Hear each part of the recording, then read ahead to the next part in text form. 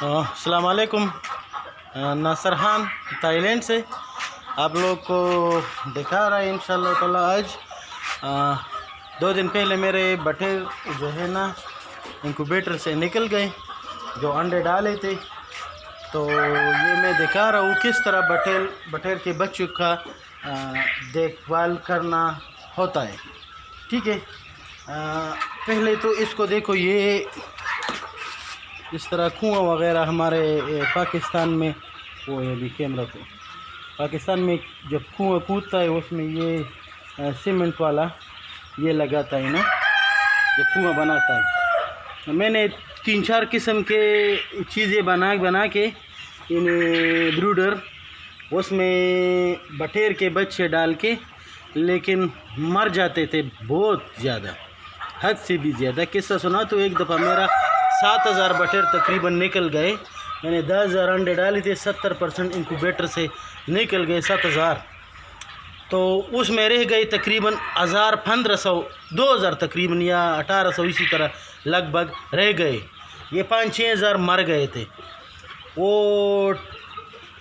Starting था, पता भी नहीं था किस तरह इसका पालना होता है, बच्चों का देखभाल टेक केयर करना पड़ता है। मैंने ब्रूडर बनाए थे, लोग कहते 37.5 जो है ना फर्स्ट टाइम में इसको टेम्परेचर चाहिए। तो ये नहीं सिर्फ टेम्परेचर, इसको ह्यूमिडिटी भी चाहिए, फ्रेश हवा भी चाहिए। तो मैंने उसके लिए जगह बनाया, बहुत खूबसूरत जगह बनाया था, लेकिन उसमें ताज़ा हवा नहीं जाता। तो इसी वजह से टेम्परेचर ठीक था, लेकिन मर जाते थे 1000, 800, 700 दिन को। हफ्ते 10 दिन में वो तकरीबन 2000 पर आ गए 7000 से। तो 3-4 किस्म के तजर्बात के यूट्यूब पर वीडियो देख के, तो लास्ट में ये चीज़ अभी जो है ना ठीक है। क्योंकि अभी सुबह जब मैं आता हूँ तो 1 या 2 या 3 बच्चे जो है ना हमारे नज़र आते हैं, उसको मैं उठा के फेंकता हूँ। ये चीज़ सबसे बेहतर। अभी मैं आपको थोड़ा इससे ढक्कन उठाता हूँ और ये भी दिखाता हूँ। ये हो गए बटेर के बच्चे, देखो ये इसी तरह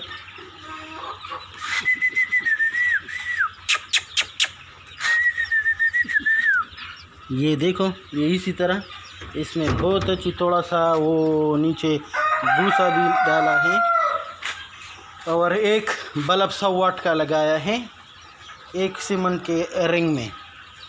तो अल्लाह की फजल से अभी ये ठीक है, मरते भी नहीं है और तंदुरुस्त जा रहे हैं।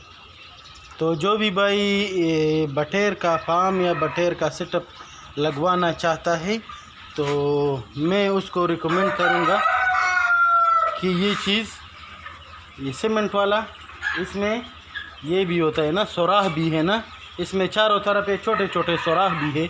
इस सीमेंट के रिंग में नज़र आता है ये वाले, ये हो गया और दूसरा वो हो गया, और दूसरे साइड पर भी है। और ढक्कन को देखो, मैंने थोड़ा सा ढक्कन इसी तरह भी छोड़ के रखा है, ताकि ये ना हो कि सिर्फ टेम्परेचर जो है आपका फर्स्ट डे में 37.5 हो। उसके लिए हवा की भी ज़रूरत है, फ्रेश हवा, ह्यूमिडिटी। तो अल्लाह की फजल से ये भी ठीक है, कोई टेंशन नहीं, कोई मसला नहीं।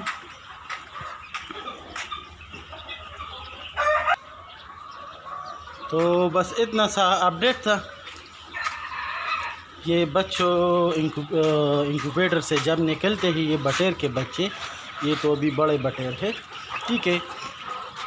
इसको पीछे की तरफ पानी ये हो गया, ये जो इसका गंदगी वगैरह। दूसरा ये अंडे, ये पूरे फर्टाइल एग्स है। इसको हम सिर्फ इंक्यूबेटर के लिए जो लोग मांग रहे होते हैं तो उसको बेचते हैं, ठीक है। या जिस दिन किसी ने ऑर्डर नहीं किया तो ख़ुद इंक्यूबेटर पड़े हैं उसमें डालते हैं और बच्चे निकलते हैं। बड़े भी बिक्री करते हैं, छोटे भी बिक्री करते हैं, टाइल एग भी बिक्री करते हैं, लेकिन ये खाने वाले हम बिक्री नहीं करते अभी। कोविड-19 के बाद सिर्फ और सिर्फ टाइल एग्स अल्लाह की फजल से रोज़ाना निकलता है। तो ये था अपडेट थोड़ा सा कोयल यानी बटेर के बच्चों के बारे में। और इंशाअल्लाह ताला इसी तरह फिर मैंने ये भी किया है, चिकन के जो बच्चे निकलते हैं अभी मैं इसको दिखा रहा हूँ, इसको भी इधर किया है, लेकिन देखो नज़र आता है। लेकिन चिकन के बच्चे उसका टेम्परेचर थोड़ा सा ऐसा है कि इसका बल्ब, ये बच्चे बड़े होते हैं, बल्ब बहुत नज़दीक लगा होता है तो गर्माइश बहुत ज़्यादा होता है।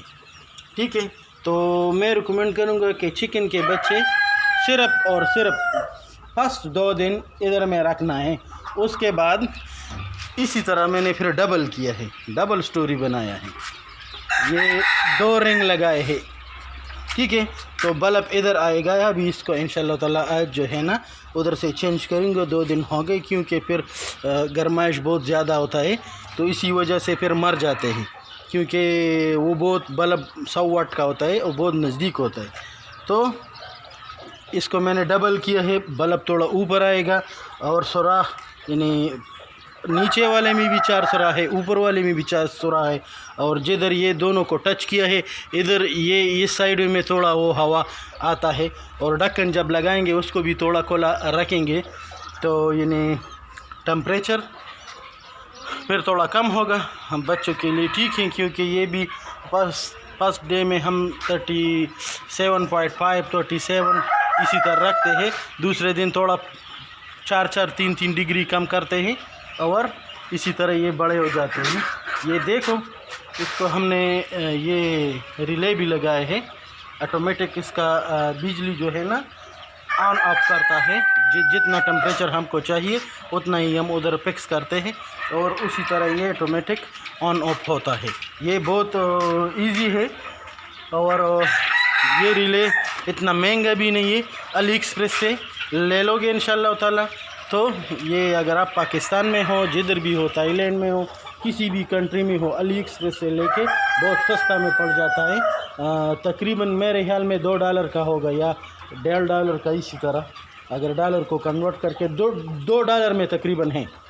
ये मुख्तलिफ़ किस्म के रिले है, लेकिन जो ब्रूडर के लिए है हम इसी तरह इस्तेमाल करते हैं। बस इंक्यूबेटर के लिए हम इस्तेमाल करते हैं। मैंने 2-3 किस्म के इस्तेमाल किए, लेकिन सबसे बेस्ट जो है ना STC 1000 जो मॉडल है रिले का, ये कंट्रोलर जो बोलते हैं ना, ये कंट्रोलर ये वाला सबसे बेस्ट है। ठीक है, ये तकरीबन मैंने लगाया है, बड़ा इंक्यूबेटर है मेरे पास, 10,000 बटेर के आते हैं और तकरीबन 3,000 के ऊपर थोड़ा चिकन के आते हैं। उसमें भी ये लगाया है, उसमें भी तकरीबन मैंने 3 बल्ब लगाए 100 वाट के और एक जो है ना हीटर है, तो वो 300 वाट का यानी 600 वाट। ये तकरीबन 1000 वाट तक ये लेता है। 1000 से ऊपर हो तो ये फट जाएगा। तो जहन में यही रखना है, जो चीज़ लेना है इलेक्ट्रॉनिक्स उस पर आप वाट देखो कितना ये सपोर्ट करता है। अगर आप उससे ज़्यादा लोड डालोगे तो एक दिन वो फट जाएगा, फिर या जो है ना बिजली करंट करेगा, तार जल जाएगा, तो मसला है। बिजली में सिर्फ ये एहतियात बहुत लाजमी है, बहुत। तो तब तक के लिए इजाज़त, मिलते हैं एक नई वीडियो में, शायद इसी जगह में या दूसरी जगह में। अस्सलाम वालेकुम। नासिर खान फ्रॉम थाईलैंड, दुआओं में याद रखना।